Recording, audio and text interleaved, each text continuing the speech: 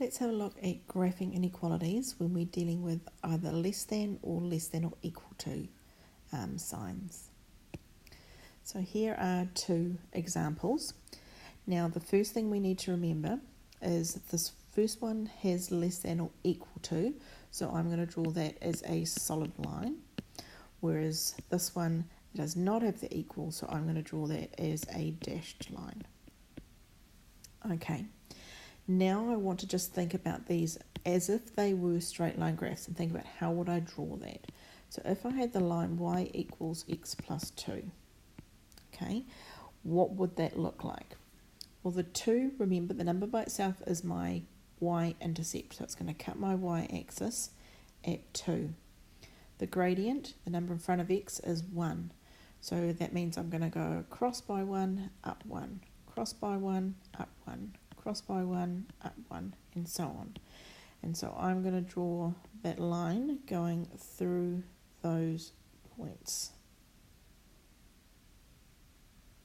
Okay, so I've drawn that as a solid line, remember, because it's got the equals to included. Now I need to work out which side of that line do I shade. Okay. So I need to think about which side is true. So I want you to think for a moment about, excuse me, the y-axis itself. All right, so just think about this y-axis, okay?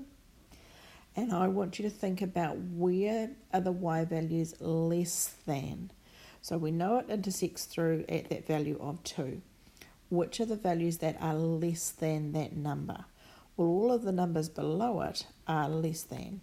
So all of the ones that are above are not less than. So I'm going to shade out all of these values because they are not less than the line.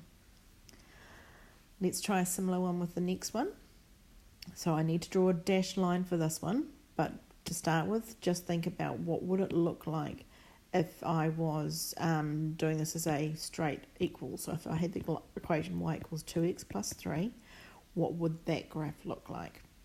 So y equals 2x plus 3, it's going to cut my y-axis at 3. Gradient of 2, now remember 2 is the same as 2 divided by 1, which is our rise over our run. So I'm going to go up by 2 and across by 1. Up by 2, cross by 1. Up by 2, cross by 1. And then I am going to draw a dashed line going through those points.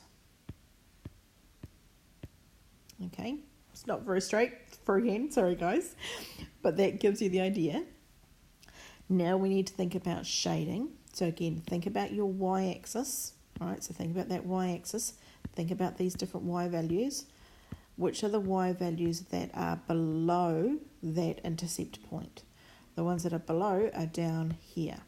So I want to shade out all the values above it. So I'm going to shade out all of those points there. And there we have it.